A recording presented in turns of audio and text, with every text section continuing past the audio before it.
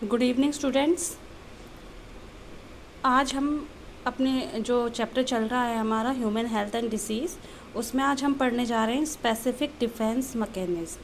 ठीक है, यानी कि एक स्पेसिफिक डिसीज़ के लिए जो हमारा इम्यूनिटी सिस्टम है वो किस तरीके से अपना काम करेगा, किस तरीके से हमारी बॉडी को प्रोटेक्ट करेगा, उस चीज़ के बारे में पढ़ेंगे। अभी तक हमने पढ़ा था नॉन स्पेसिफिक डिफेंस मैकेनिज्म। ठीक है, अब हम पढ़ रहे हैं स्पेसिफिक डिफेंस मैकेनिज्म। तो फंक्शन क्या है स्पेसिफिक डिफेंस मैकेनिज्म का, देखिए। This mechanism provide protection against specific foreign material. वही बात जो मैं आपको शुरू से ही बताती आ रही हूँ कि एक स्पेसिफिक डिसीज़ के अगेंस्ट ये हमारा इम्यून सिस्टम जो काम करता है, उस प्रोटेक्शन के मैकेनिज्म को बोलते हैं स्पेसिफिक डिफेंस मैकेनिज्म। ठीक है, this system form the third line of bodies defence. अब तक हमने पढ़ा था फर्स्ट लाइन ऑफ डिफेंस, दूसरा सेकंड लाइन ऑफ डिफेंस, लेकिन स्पेसिफिक में जो ये डिफेंस मैकेनिज्म होगा उसको हम बोलेंगे third line of defence mechanism. ठीक है, अब देखिए self versus non self. Self और नॉन सेल्फ दोनों चीज़ों से आपको समझ में आ रहा होगा। सेल्फ यानी कि खुद, और नॉन सेल्फ मतलब कोई बाहर की चीज़।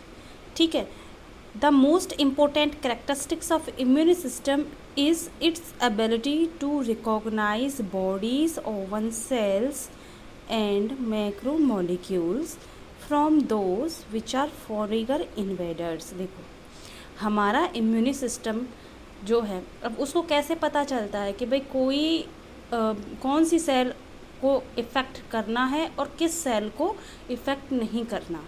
ठीक है, वो कैसे पता लगाता है कि ये ही फॉरेन बॉडी है जिसको उन्हें कैप्चर करके डिस्ट्रॉय करना है।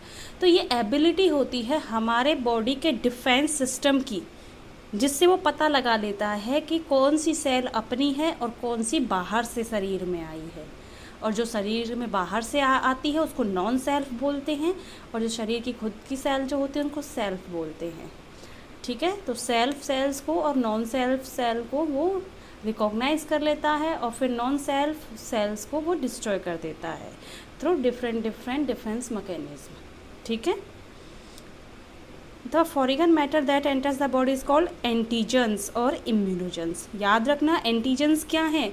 ऐसे फॉरेन मटेरियल यानी कि बाहर से जो शरीर के अंदर प्रवेश कर गया है, उस फॉरेन मॉलिक्यूल को, उस फॉरेन बॉडी को बोलते हैं एंटीजन्स या इम्यूनोजेंस। ठीक है, और उस पैथोजन से, उस मैक्रोमोलिक्यूल से जो बाहर से शरीर में आया है, उससे हमारे शरीर को प्रोटेक्शन प्रोवाइड करने के लिए हमारे शरीर से जो केमिकल रिलीज़ होगा, उसको डिस्ट्रॉय करने के लिए जो केमिकल रिलीज़ होगा इम्यूनी सिस्टम से, उसको बोलते हैं एंटीबॉडीज़।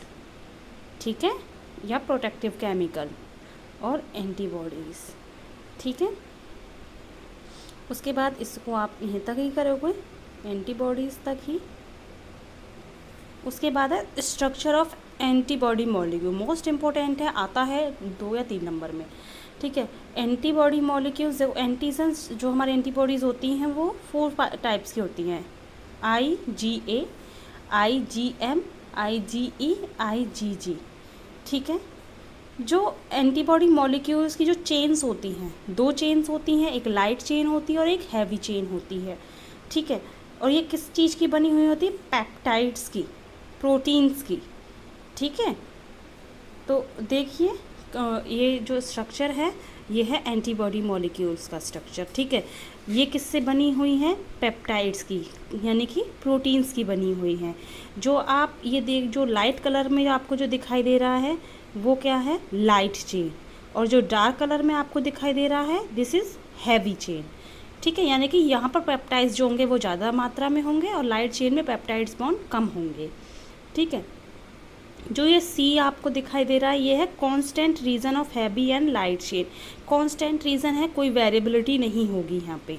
लेकिन जो ये आपको ये आर्म्स दिखाई दे रही हैं ये हैं variable regions of the antibody molecule. Variable क्यों बोला? क्योंकि ये अपनी शेप को चेंज करती रहती हैं according to pathogen, according to foreign material. जिस तरह का फॉरेन मटेरियल होगा ये भी अपनी शेप को उसी के अकॉर्डिंग कर लेंगी, ताकि उस मैक्रोमोलिक्यूल्स को, उस फॉरेन मटेरियल को वो आसानी से कैप्चर कर सके।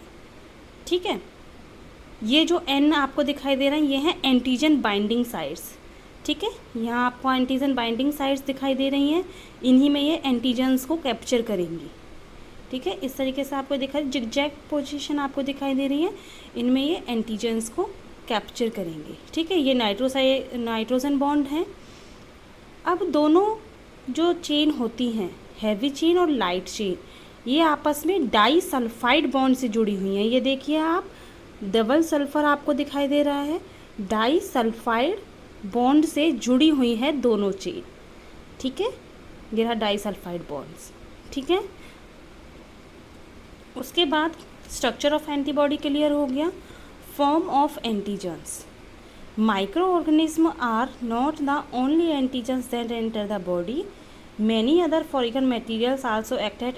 सिर्फ ये ज़रूरी नहीं है बेटा कि माइक्रो ऑर्गेनिज्म ही एंटीजन्स हो सकते हैं, नहीं, सिर्फ माइक्रो ऑर्गेनिज्म, लिविंग ऑर्गेनिज्म ही एंटीजन्स नहीं होते हैं, उनके अलावा पॉलन ग्रेन्स हो गया, ठीक है, और फीदर्स हो गए, फ्रूट एंड वेजिटेबल, कुछ फ्रूट और कुछ वेजिटेबल्स से लोगों को एलर्जी होती है, ठीक है। ब्लड, इन्फेक्टेड ब्लड से लोग बीमार पड़ सकते हैं।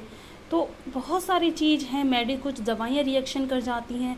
ऐसी कोई भी चीज़ लिविंग और नॉन लिविंग जो हमारे शरीर में एंटर करती है और हमें बीमार कर देती है, वो ही एंटीजन कहलाती है, ठीक है।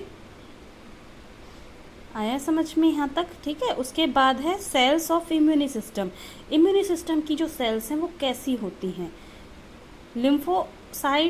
लिम्फोसाइट्स आपको पता है, लिम्फ यानी कि लिम्फ में पाई जाने वाली, साइट्स मतलब सेल्स यानी कि लिम्फ में पाई जाने वाली cells are the main cells of the immune system. हमारे लिम्फ में, लिम्फ कहाँ होता है? ब्लड में, ठीक है। ये मेन सेल्स हैं जो इम्यूनी सिस्टम की होती हैं। They like the other blood corpuscles, दूसरी ब्लड सेल्स की तरह दिखाई देती हैं। Arise from the stem cells, stem cell से ये अराइज होती हैं, ठीक है। स्टेम सेल्स यानी कि हिपेरिन, ठीक है। हिपेरिन क्या है? एक तरह का प्रोटीन है। द हीमोसाइटोब्लास्ट, क्या बोलते हैं इस सेल्स को? हीमोसाइटोब्लास्ट।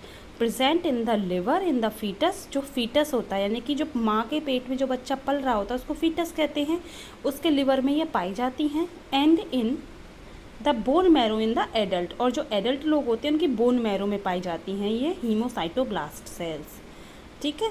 सम of the undergo differentiation in the gut association, bursal, lymphoid tissues, tonsils, Peyer's patches, appendix में भी ये पाई जाती हैं।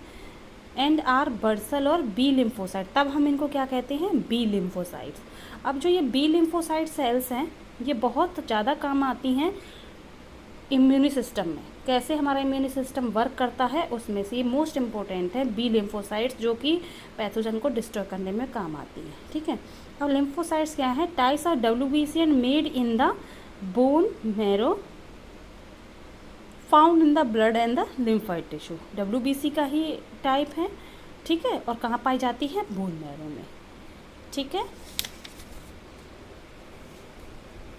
उसके बाद अभी आपने देखा, मैंने आपको यहाँ पे बताया था कि बी लिम्फोसाइट्स होती हैं एक सेल, तो ये डिफ्रेंशिएशन हो गया है। देखो, हीमोसाइटोब्लास्ट एक तो फीटस के लिवर में पाया जाएगा और एडल्ट के बोन मैरो में पाया जाएगा, लेकिन इन दोनों जगहों के अलावा भी ये पाया जाता है, लेकिन डिफरेंट फॉर्म में पाया जाता है, ठीक है। पैचेस में, टॉन्सिल्स में, अपेंडिक्स, ऐसी जगहों पर यह पाया जाता है।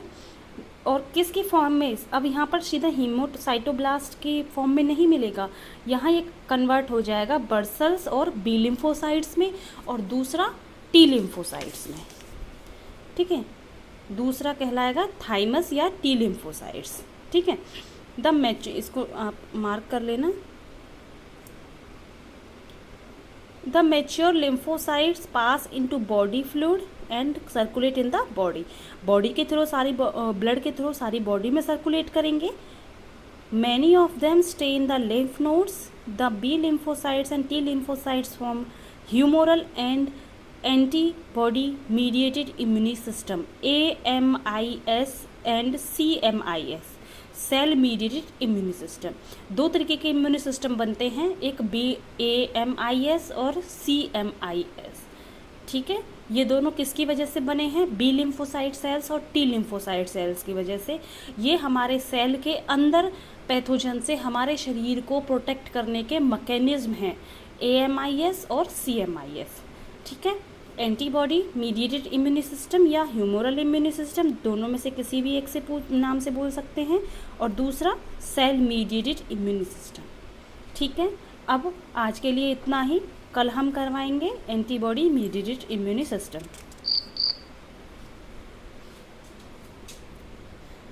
किसी बच्चे को इसमें कोई प्रॉब्लम हो तो मुझसे मैसेज करके पूछ लेना।